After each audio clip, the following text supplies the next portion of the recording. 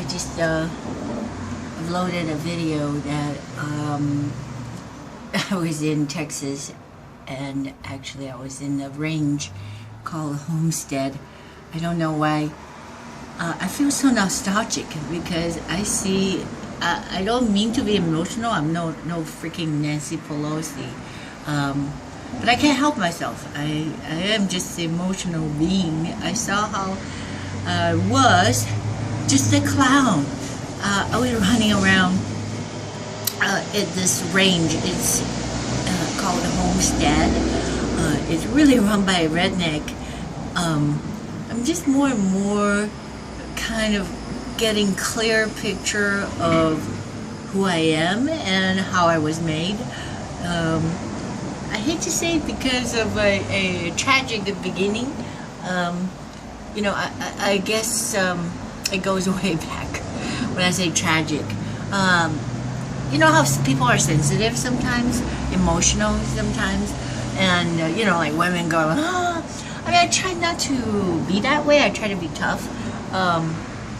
But I was always a very skittish. That's the word I want to use. Even when I was a child, I was very skittish. I don't know if anybody else had this kind of experience. Like even in the cradle, I remember very clearly how I was so afraid of the grown-ups. When I say the grown-ups, I suppose they're parents, and I really did not recognize them as parents, but it's instinctively that if somebody walks away or just go to another room, I'm scared shitless. I mean, I just start to cry, trying to get their attention.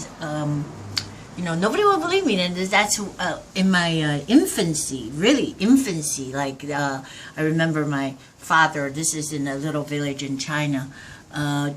He used to tie up my legs at night. So, just imagine like a little kid in a pig, I would say myself, a little kitty cat. I don't know, in a blanket, because they wrap you in the swaddling cloth in a blanket. And as an infant, he used to tie my legs up really, really tight. I don't know with another towel or something. But it was so uncomfortable. Later on, I learned that he did that. Of course, he's a little crazy. Just look at me. He used to think that if he did not tie my legs together, I mean bound. When I say tied, meaning bound all the way wrapped around, because I wasn't very big, so it doesn't take much to bind them. He thought that they were gonna be genetically deformed, like what am I doing? Like a fist? No, like an O.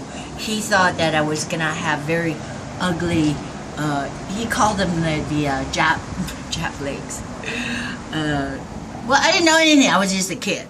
Anyways, I was just an infant. So just tell you how sensitive I was. Very sensitive. I started to cry when people leave the room. I don't know why I'm saying that. I'm just saying that set up a prelude of the what I call a tragic. Not to get emotional, but hey, shut up! I'm trying to tell my tragedy. 10,000 trucks coming around. Anyway, this is not too good of a setup. So that's all. I just want to sort of reminisce a little bit before I forget. I think everybody should do that. Everybody should do their own documentary to see that your journey on Earth and how it progressed. I was sort of complaining-ish. I mean, you know how I guess really fired up, but I guess there's two extremes. Sometimes I get so fired up, and a lot of times I just go hide. I was a little complaining, whiny, and I was saying this to the Lord. I says like, Lord, I have not seen good days in my life. I don't think so. I mean, what's the purpose? Because sometimes we fight, and nothing changes, and people hate me for what I truly come to believe and understand. The so-called the government, the complex workings around us, and everything. So it's not all about goofy, funny, and goofy, haha. and I just thought, gosh, all this fight, and it's gonna end up in the same place. It's that we just have that one breath within us, and the Lord give it, and the Lord take it away. Seriously, we're just one breath away from I don't know, your eternal rest. So I was complaining. I was saying, it is all vanity. It is all vanity, God. What do I fight for? It's almost like futility. I mean, when I look at my other self just being goofy, haha, or whatever, it's all about, really, it's all about our insecurities. And like I said, you know, I don't want to play as a psychiatrist, but so-called abandonment issues, and without getting into all that, that's all. I just uploaded a video of me chasing after a cow in Homestead, wearing some goofy garbs. I mean, just trying to look goofy or whatever. And I wore just the bikini bottom. The truth behind that, you know, people say, oh, you just want to show off legs. Actually, no, it's all functional. I just did not want to get a Farmer John tan. Really, that's the truth behind it. Because you know what it looks like, right? You ever see people like totally ghastly shark bait when they take off their Bermuda shorts or whatever, Farmer John's tan, and even with shorts, that happens. And I just say, that's it. I don't want that no more. I don't know. That's Maine too. But you have to understand that because of the abandonment issue. So poverty leads to disgruntlement, and then, you know, crazy people fight, and then they want to kill each other. I'm just saying that because I don't know. My mom may see this video because, you know, it's the internet. And I don't want her to think that I'm talking bad about her, but I'm just saying that's what's coming to me to realize what had happened.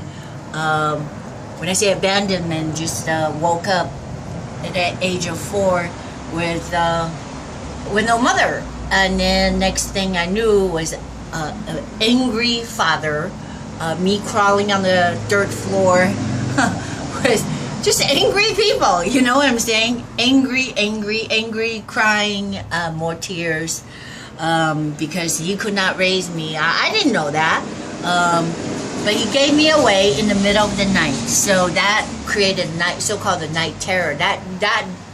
That's what you can explain. I mean, I'm not trying to play the victim. I'm just saying, now I realize more and more why that we put out this front is not just about vanity, about narcissism. It's who you are before you were created, but then you were slapped on. You know, it's like the not the Alien movie. You know how they slap you on with all those goo stuff, the Ghostbuster or whatever. There's like the gooey, pukey stuff. That's what's slapped onto us. So if I believe what I believe, that when you know Jesus, and when the word says that you're gonna be washed white as snow, I mean, it sounds good. It sounds good in a song. Wash me white as snow. He was. Oh, might as well sing it. Cause no, I'm kind of glad I got a little platform here. He was despised and rejected. He was the man of sorrow. I gotta watch my selfie stick because I don't want to hurt my arms.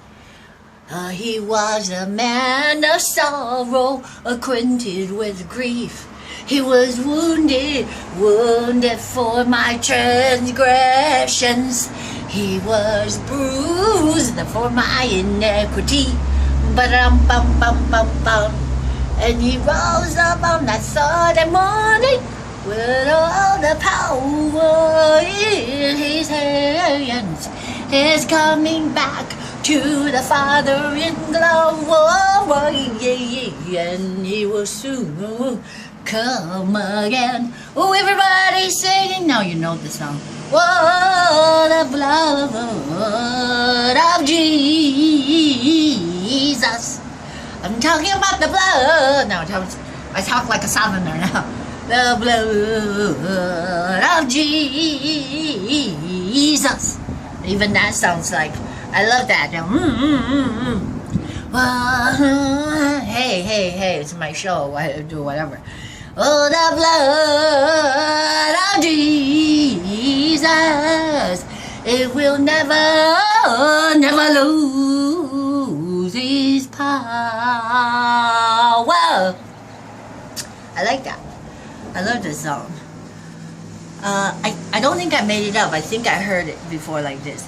It will never, never lose his power.